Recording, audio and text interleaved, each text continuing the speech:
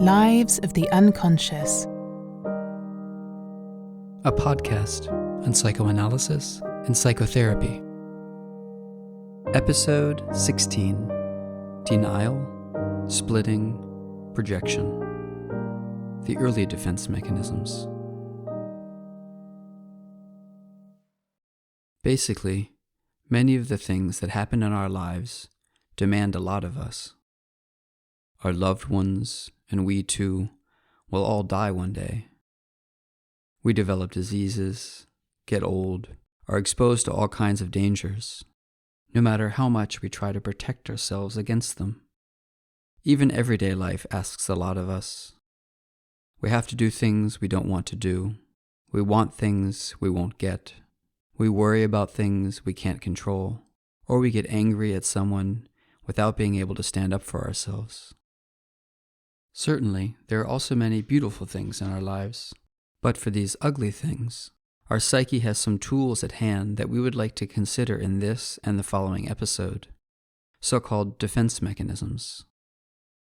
Psychological defense is one of the core concepts of psychoanalytic theory, and has been conceptualized by many researchers.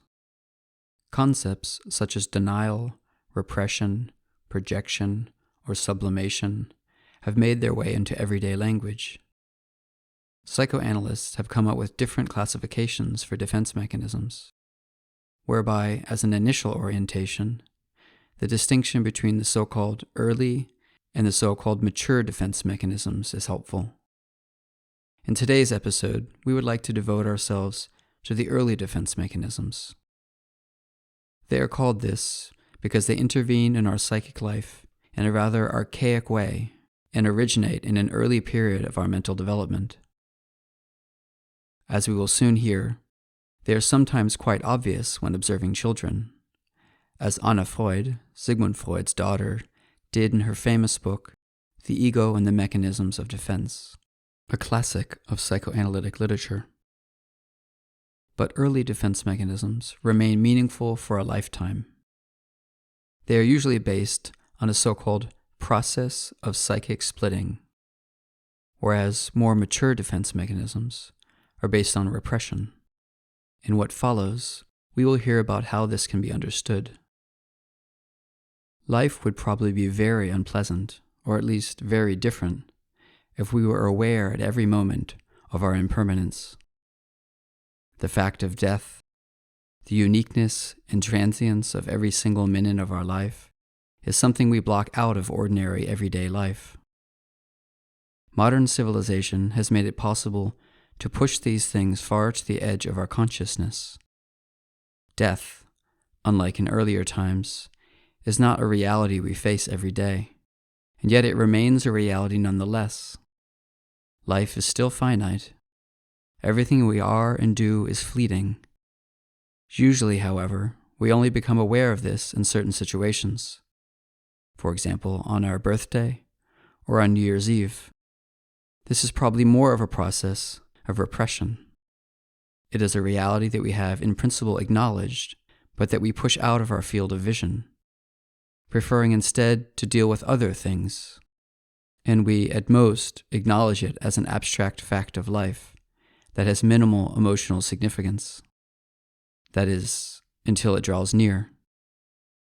Unless we are committed to the teaching, live each day as if it was your last, we seem to cope quite well through blocking out our impermanence. It is different, though, when a terminally ill patient is confronted with the fact that he will soon die, yet cannot come to terms with his death and the consequences it will have for his family, and thus responds defensively to every attempt his relatives make to talk about it. What are you talking about dying? I'm just visiting the hospital. When I get home, I'll renovate my apartment. If he really feels this way, and completely negates the reality of his situation, one could speak of the defense mechanism of denial. Certain threatening aspects of reality are declared non-existent. They are not only pushed out of sight or reduced of their meaning, but their existence is outright denied. Those people then behave as if what appears clear and evident to everyone else was not there at all. And this they cannot be convinced of either, and are more likely to be frightened or angry if they are forced to acknowledge reality.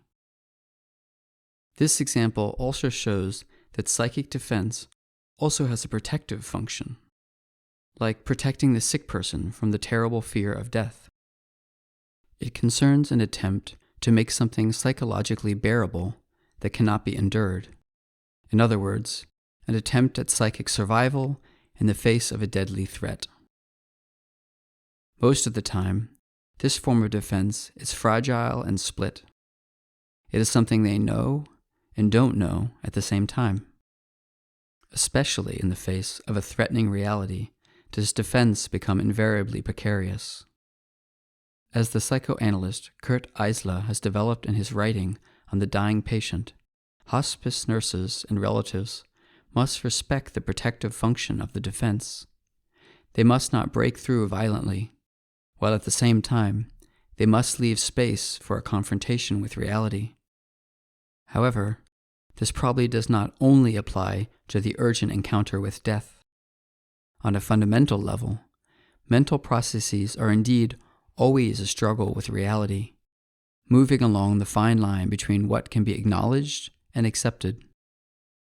Although what is perhaps distinct among humans is that they don't only have to endure this reality passively, but indeed can also shape it, with certain limitations, of which finitude is one.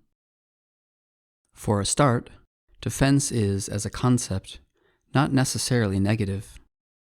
We are happy if our body is equipped with good defenses, or if our favorite football team can mount a solid defense. Within the realm of the psychological as well, defense primarily refers to all possible functions that help a person to keep threatening, uncomfortable, or unpleasant states at bay, or to make them bearable.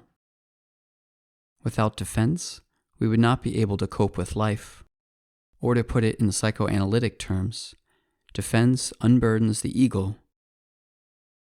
To a certain extent, defense belongs to that structural part of our psyche that gives us security, stabilizes us in life, becomes a part of ourself. This can happen at very different levels. The rawer and more existential a threat is, the rougher the means of psychological defense often are. A kind of gross intrusion into the perception of reality, which in the service of the ego is distorted. It is also a typical way in which children deal with incidents that are difficult to handle, such as feelings of guilt. No, it's not like that, even when everyone else sees it that way. For this reason, it also counts among the early defense mechanisms. A very basic function of the defense mechanism is the so-called stimulus barrier. The psyche protects itself against environmental stimuli that are too strong and intense, but also against overly intense stimuli from within one's own body and against one's own feelings. A trauma is not just a bad event, but rather an event that breaks through our psychic protection. Trauma comes from Greek and means wound. In other words, something that has penetrated our skin, which can vary greatly from person to person, as indeed some people have a very delicate and others a very thick skin. It is just the same with our psychic skin. Certain events exceed our mental capacity, are too severe and too difficult for us to bear. For example, being involved in a serious traffic accident in which people die. At just this point is where our early defense mechanism may, under some circumstances, come into play. It is known from those involved in accidents, even from those who have not suffered any physical damage themselves, that sometimes they can no longer remember the circumstances of the accident, or that they experience the event as if they were in a trance, as if they had not really been there themselves. They lose their sense of time or a feeling for their own body or their own person. Some accident victims, but also people who experience other terrible incidents, wander around aimlessly after the event, only coming to hours later in the hospital, where they are then often flooded with massive and strongly fluctuating emotions. This is also referred to as dissociative symptoms. And although these symptoms may sound bizarre at first, they do, on a very fundamental level, serve as psychic defense. Dissociative means splitting off, i.e., the ability of our psyche to split off one part of its experience during threatening situations so as to protect the other part. We can illustrate the mechanism with the following picture. A village is situated close to the sea and has therefore built a dike, our psychic protection. But now there is a storm surge, so massive that the dike bursts at one point and the water floods into the land. In order to save what can be saved, the inhabitants of the village give up one part of the land, leaving it to the sea, while retreating to another higher part and securing it with sandbags. In this way, they split off one part of the country to protect the other. In the event of trauma, our psychological defense system acts in just this way. It is necessary for those involved in the accident to distance themselves from the absolute horror of the experience during the initial shock. Only once they are in a safe environment and have people around them who listen to them and are there for them, can they possibly reconnect to and feel that which they have just experienced. However, this may not be possible, and there is a risk that a trauma disorder will develop as a result. But we will hear more about that another time. Of course, psychological defense does not only take place when confronted with a traumatic event. Another early defense mechanism is very common. It too has to do with splitting. I will illustrate it with the following example. You may consider for yourself what the defense is. The division head of a company has called an important meeting. All employees are present at the agreed upon time, except for the boss. Only once an employee calls him does he remember the meeting and arrives significantly late. He apologizes cursorily and begins the meeting. In the next few minutes, in front of the assembled team, he criticizes specific employees unusually harshly for their work performance and for their failures, until they feel very small and humiliated. What is the function of the boss's defense?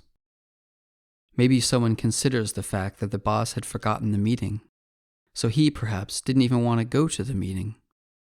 That would be a classic Freudian slip. But in this case, it is about the second part of the story. The boss is the only one who is late for the meeting and is exposed in front of the group as someone who is not completely reliable, as someone who forgets a meeting that he has arranged himself. This brings him into massive conflict with his self-image, and perhaps his unappeasable ideal self as an outstanding and flawless department head. He resorts to a psychological mechanism that is based on splitting. He attacks his employees, and precisely for the flawed qualities that he cannot tolerate in himself. That is, he splits off the unbearable part of himself and blames it on someone else, his employees. He now makes them feel what he himself does not want to feel, exposed in front of the group as unreliable, delinquent, and embarrassed. Out of the "I feel bad because I did something" becomes "I make you feel bad because you did something."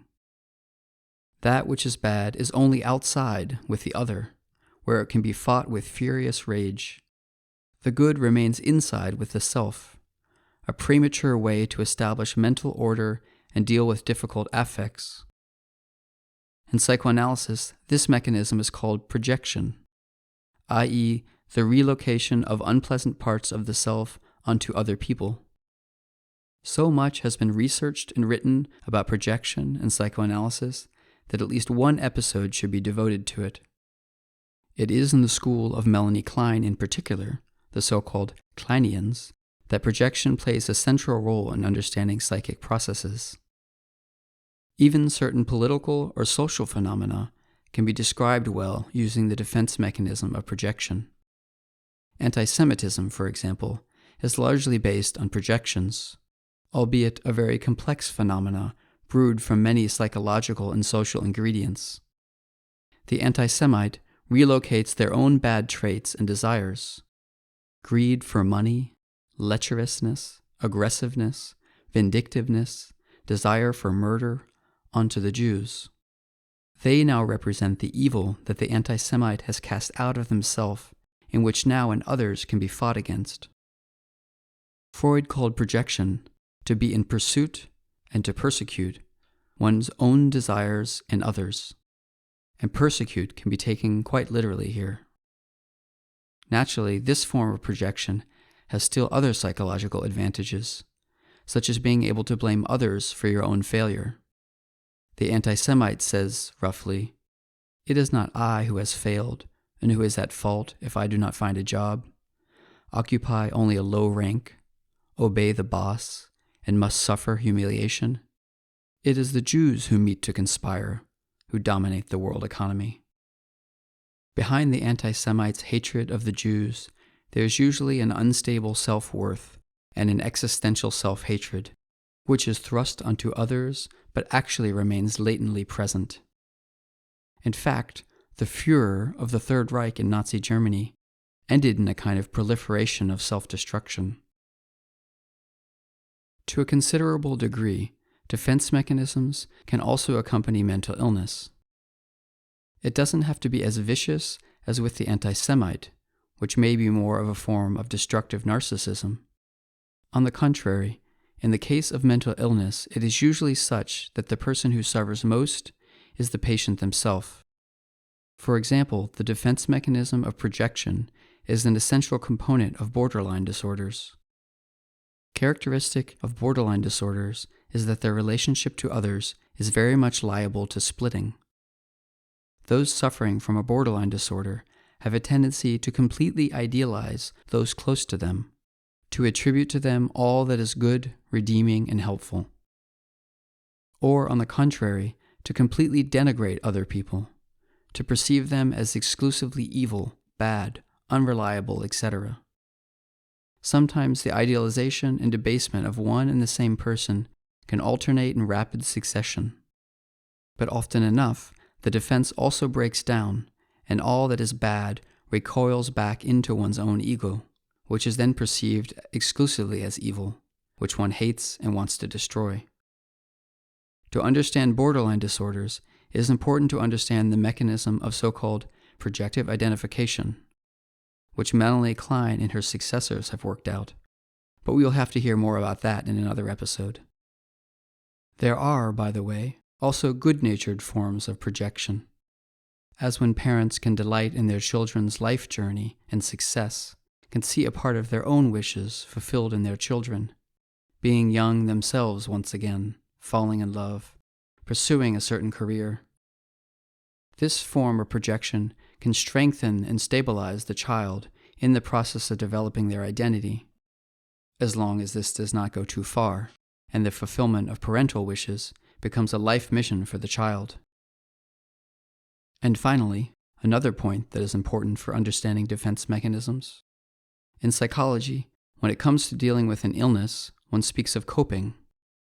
As a technical term in psychology, coping describes the capacity to manage, or specific strategies for managing, difficult situations in life, such as a severe illness, such as talking with others about it, coming to grips with the question of meaning, and, on the whole, adjusting one's life and personality to the new situation. Defense means, by contrast, that the difficult situation is, for the time being, withheld from consciousness, as in the example of the terminally ill patient who altogether denies that there is even a fatal disease. Defense mechanisms usually try to maintain an earlier psychological balance, even if it is necessary to thus block out or distort parts of reality. Coping, on the other hand, is aimed at confronting this reality and dealing with it positively. So one could say that someone who fights off an illness too strongly has no chance of overcoming it. When it comes to a severe event in one's life, defense mechanisms are necessary, especially in moments of shock, surprise, or when overpowered by an event. They help to manage the enormous fear that goes along with a dangerous illness. Thus, in the short term, defense mechanisms are helpful. Ideally, however, they will in the long term transition into coping strategies, overcoming illness and coming to terms with reality. And reality is something that, in the end, we can never quite completely circumvent.